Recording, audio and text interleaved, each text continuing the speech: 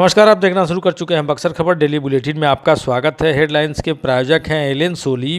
PP road पुरानी कचहरी के सामने चर्च मार्केट बक्सर, मिल रहा अच्छी खरीद पर प्यारा उपहार। रामायण परिपथ यात्रा के तीर्थयात्रियों का बक्सर में हुआ भव्य स्वागत। तीर्थयात्रियों ने किया भगवान श्री राम से जुड़े स्थलों का भ्रमण। जातीय गणना पर जदयू ने निकाला धन्यवाद यात्रा। जेडीयू और महात्मा फूले समता परिषद ने आयोजित किया कार्यक्रम।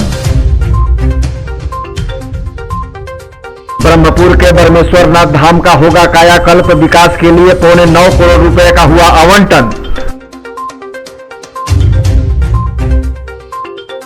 और कुत्ते के काटने से हिरण की हुई मौत, सामने आई वन विभाग की लापरवाही।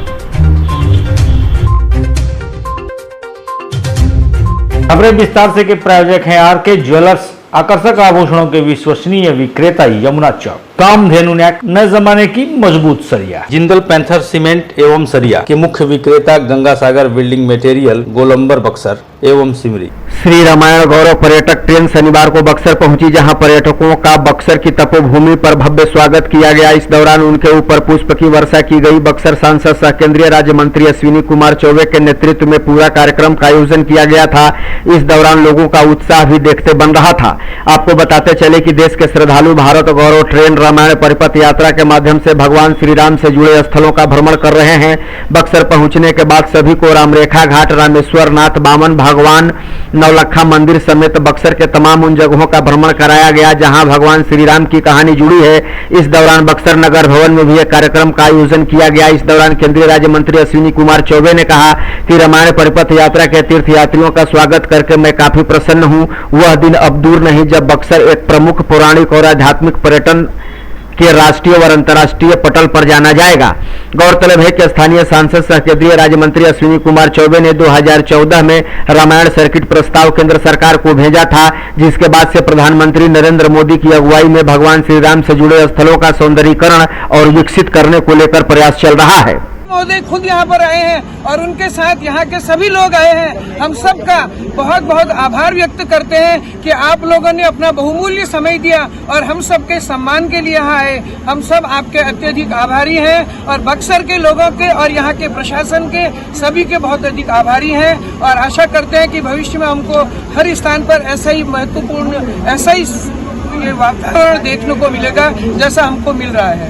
बाल्यकाल में पराक्रमी श्री राम, ब्रह्मांड नायक श्री राम का परिचय इसी सिद्धाश्रम बक्सर से हुआ। ये सिद्धाश्रम जहाँ विष्णु के पांचवा अवतार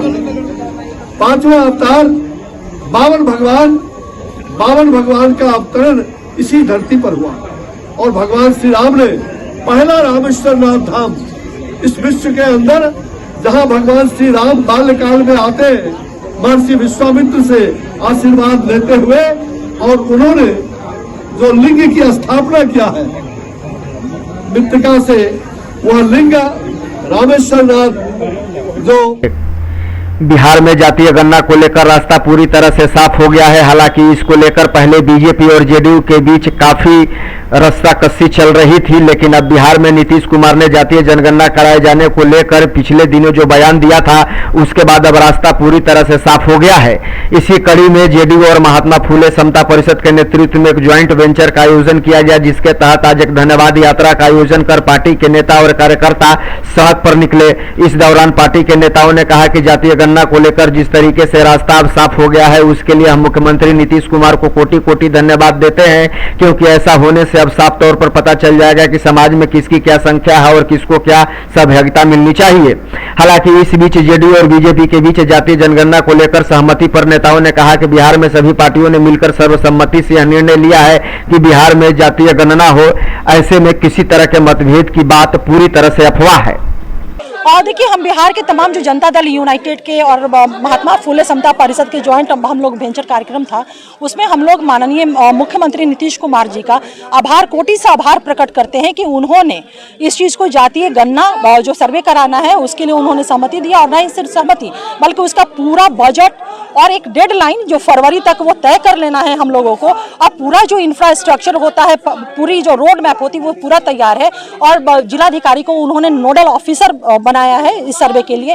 तो इस सारी चीज़ों को लेकर के हम लोग आभार व्यक्त कर रहे हैं, जिससे एक पूरा जो है पिक्चर सामने आएगा और ये पता चल पाएगा कि हाँ, किस सेक्टर में हमारी सरकार को एक सशक्त पॉलिसी बनाने की आवश्यकता है। बक्सर जिले के लिए एक बहुत अच्छी खबर है। दरअसल ब्रह्मपुर के बाबा बरमेश्वरनाथ मंदिर के आसपास का परिसर को विकसित किया जाएगा। यहाँ के ऐतिहासिक तालाब का भी सौंदर्यीकरण होगा, पास में पार्क बनेगा और अतिथि गृह का भी निर्माण किया जाएगा। इसके लिए पर्यटन विभाग से 8,74,75,500 रुपए की स्वीकृति मिल गई है। जिलाधिकारी अमन समीर ने पिछले वर्ष ही श्रावणी मेले के दौरान वहां का भ्रमण किया था। तब मंदिर कमेटी से बातचीत के दौरान पूरे स्थल का भ्रमण कर उसके विकास को लेकर एक खाका भी तैयार किया था और उसी संबंध में सरकार को प्रस्ताव भी भेजा था। बक्सर जिला अधिकारी के कार्यालय से मिली जानकारी के मुताबिक वित्तीय वर्ष 2022-23 में इसके लिए बजट स्वीकृत कर लिया गया है।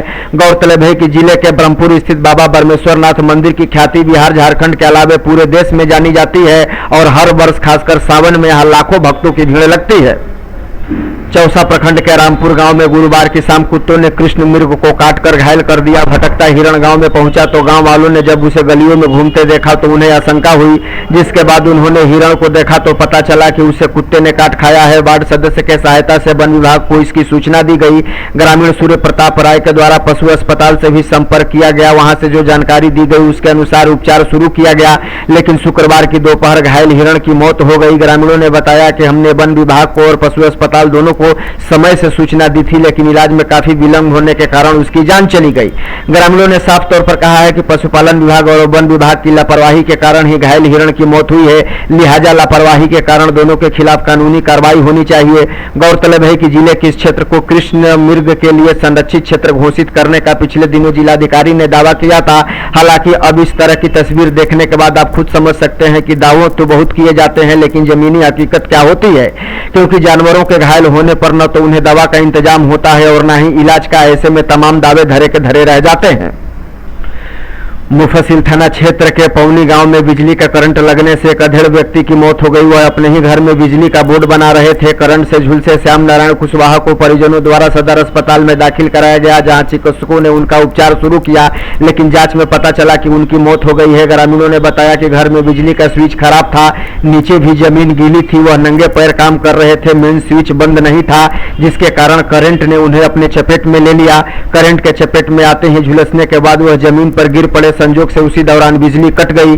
परिजन उन्हें लेकर अस्पताल भागे, लेकिन तब तक काफी देर हो चुकी थी। इस घटना के बाद परिजनों का रो रो कर बुरा हाल है। जानकारी के मुताबिक यह परिवार काफी गरीब है, जिनकी मौत हुई है उन्हीं के भरोसे उनका परिवार का पूरा खर्चा चलता था। वैसे में इस परिवार के सामने रोजी रोटी का भी संकट खड़ा हो गया है, लिहाजा स्थानीय प्रतिनिधियों ने प्रशासन से पीड़ित परिवार के लिए मुआवजे की मांग की है। शराब तस्कर डाल तो पुलिस पात के तर्ज पर काम करते हुए शराब तस्करी की कोशिश को नाकाम करने में सफलता हासिल की है। मामला सिमरी थाना क्षेत्र का है, जहां पुलिस ने गुरुवार की रात वाहन जांच के दौरान सहियार मोड़ के समीप 4 लोगों को गिरफ्तार करने में सफलता हासिल की है। दरअसल पुलिस ने एक बोलेरो को आते हुए देखा, जिसके बाद उन्हें शक हुआ। पुलिस ने बोलेरो को रोका तो उसमें 50 पीस शराब की टेट्रा पैक शराब बरामद की गई, जिसके बाद पुलिस ने शराब, बोलेरो और 4 लोगों को मौके पर ही शिकंजे में ले लिया। जिन लोगों को पुलिस ने गिरफ्तार किया है उनकी पहचान पप्पू यादव, बसंत यादव, इम्तियाज अंसारी के रूप में की गई है, जो गायघाट के रहने वाले बताए जाते हैं। वहीं एक और शख्स को भी गिरफ्तार किया गया है, जिसका नाम संजय यादव बताया जा रहा है, जो 82 घाट का रहने वाला बताया जाता है। गिरफ्तार सभी लोग सिमरी थाना क्षेत्र के ही रहने वाले बताए जाते हैं। फिलहाल इनकी गिरफ्तारी कर शराब की बरामदगी के बाद पुलिस आगे की कार्रवाई में जुट गई है और सभी लोगों को जेल भेज दिया गया है।